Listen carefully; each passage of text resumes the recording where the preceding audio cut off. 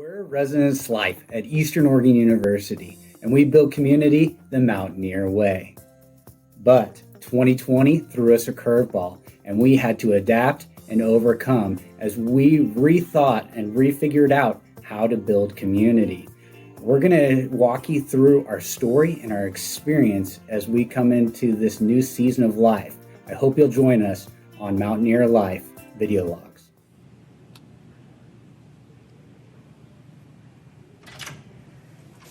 Well, good morning. Welcome back to Mountaineer Life, Res Life video log. We have a brand new day. It's beautiful outside. Come along and we're going to talk to you about our adventure.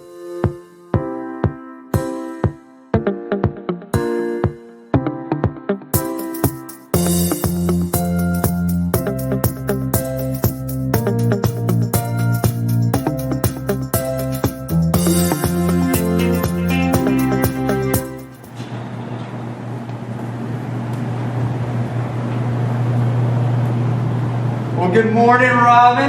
Happy Wednesday. It is another happy Wednesday. I am so glad to see you again today. And you. Yeah. Coffee for you this morning? Yes, please. I love it. We're getting going with the spring term, and we just had our community test here done in our residence halls, and we had 0 positive COVID-19 cases in our residence halls, and it was just really neat to have that result.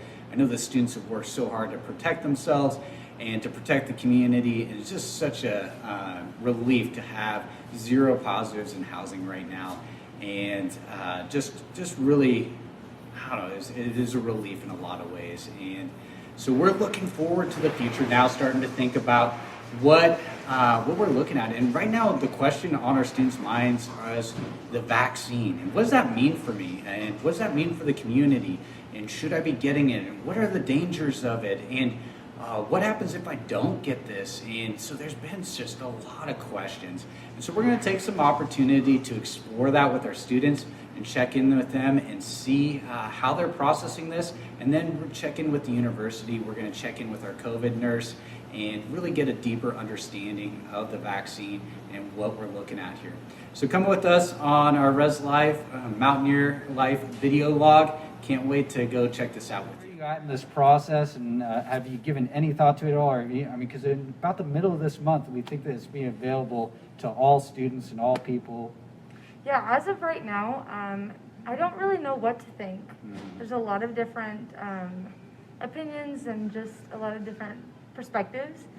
My mom got it, and I just, her experience wasn't awful, and I just don't really know how to feel. Sure. Have you given any thought to the vaccine? Yeah, I have. Personally, I just feel like I'm a healthy person, and like I feel like I should like let other people get it before me, because I don't really have any like issues where I think it could come up with if I ever ended up having COVID. Right. If that makes sense. Yeah, absolutely. So here at the mid-month, we're hearing that students or our age group is going to have access to the vaccine.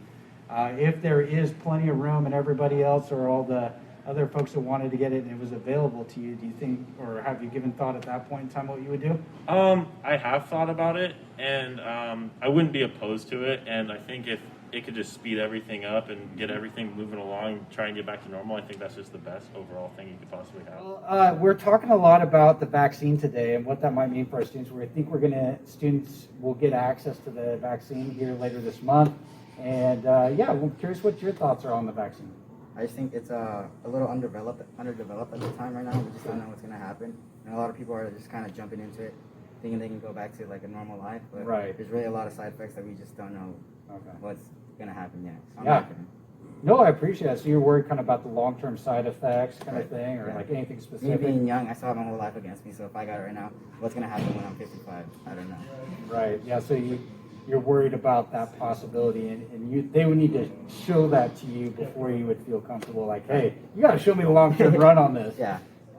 Okay, that's fair. Have you given any thought to the vaccine that's coming out? It looks like our age group is going to have access to the vaccine soon. Have you given any thought to it?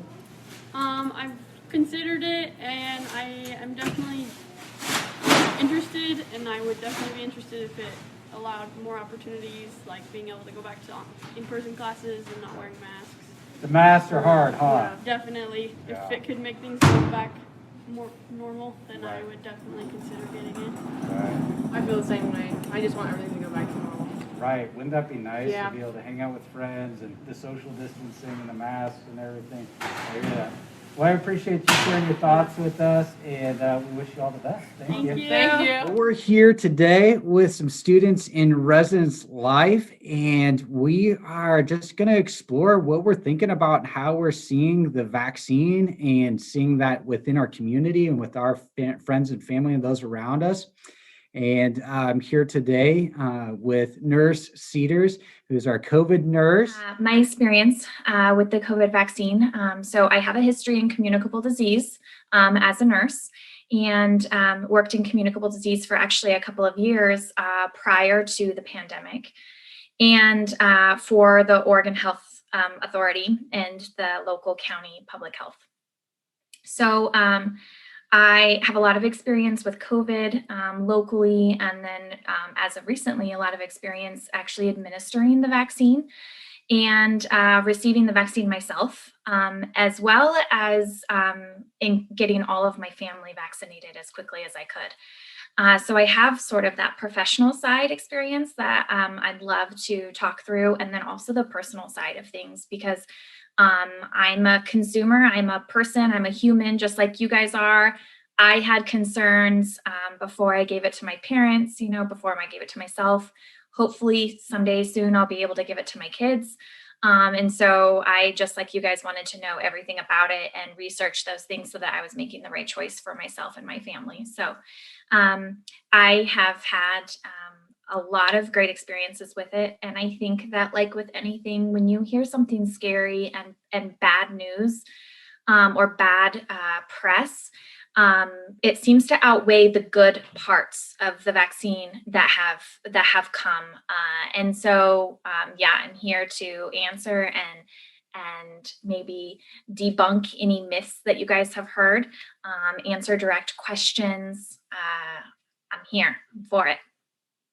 When I hear people talking about it, they're like, oh, I got this shot or I got this shot.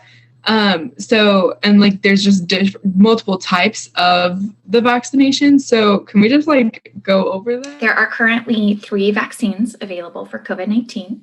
You have your Moderna vaccine, which is available locally, the Pfizer vaccine, which is not currently available in rural areas, as well as the Johnson & Johnson, which is also available locally.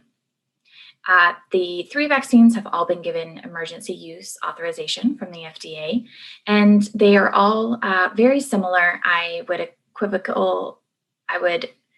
equate them to being like tennis shoes. They're all shoes, but you have different brands. You have Adidas, you have Nike, you have Puma. They're all going to be just slightly different. Kimberly and Ellie, what questions do y'all have? I think one of the questions I had, it's not very related, but there's a lot of I feel like people don't express clearly, is it supposed to be free for everybody, or should your insurance cover a COVID shot? The cost of the vaccine, that's great news. So public health is always available to offer vaccines for free. Insurance is not required. In fact, they won't even ask you if you have insurance. So I know that some private health clinics are offering the vaccine, and I'm not sure if they are charging or if they are charging insurance, but I know that in Union County, you're always going to be able to access it through public health, and that's always going to be free for everyone.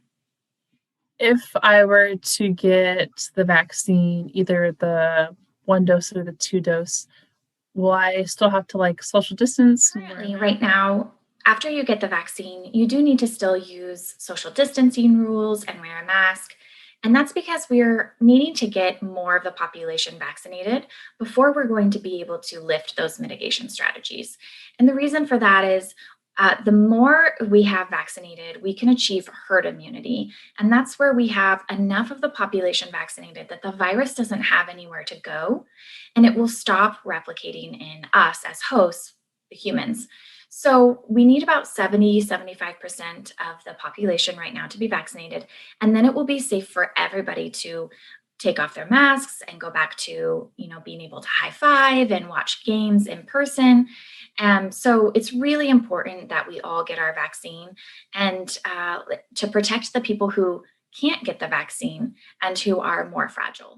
One of the biggest myths with the COVID-19 vaccines is the Pfizer and Moderna vaccine are what we call an mRNA vaccine, a messenger RNA vaccine. And how it works is that messenger RNA is delivered through the vaccine, goes into the cell, and it encodes for the protein that is on the outside of COVID so that your body builds antibodies to recognize that protein and attack it when you are introduced to the true COVID virus. That has gotten a lot of attention. It is not a new science. It's been around for decades, and I think that's really important for people to understand and feel comfortable with. It's not a new science, and it also cannot change our DNA as humans. Our DNA is in the nucleus of our cell, and the mRNA does not get it. It gets into the cell wall, but it hangs out in the cytoplasm. It does not go into our nucleus, and it cannot change our DNA. So I think that's a really big one for people to be able to have confidence in knowing that that is absolutely false. The side effects to the vaccines that you can experience really vary, much like COVID. Some people have a really mild headache, maybe a sore arm, and some people after their second shot can experience up to moderate symptoms, feeling chills, low-grade fever, body aches. And that's all because when we are building antibodies, our immune system is in overdrive. And when our immune system is in overdrive, it makes the rest of our body feel like we're sick. And so that's where those side effects come from. It is not COVID. You can't get the COVID. You can't get COVID from the vaccine. It's a simulated response. And so you do feel under the weather, but you do not have COVID. Unfortunately, you can still get COVID after the vaccine. The vaccine is not 100% effective. With Moderna and Pfizer, after the second dose, you have about 97% effectiveness, or protection rather. And with the Johnson & Johnson, you have about 67% protection after your first dose. So there is a chance that you can still have COVID. The great news is that all three vaccines in the clinical trials were 100% effective against hospitalizations related to COVID and moderate to severe illness. So if you do get COVID after you've been vaccinated, you are going to have a really mild illness with a much less chance of side effects.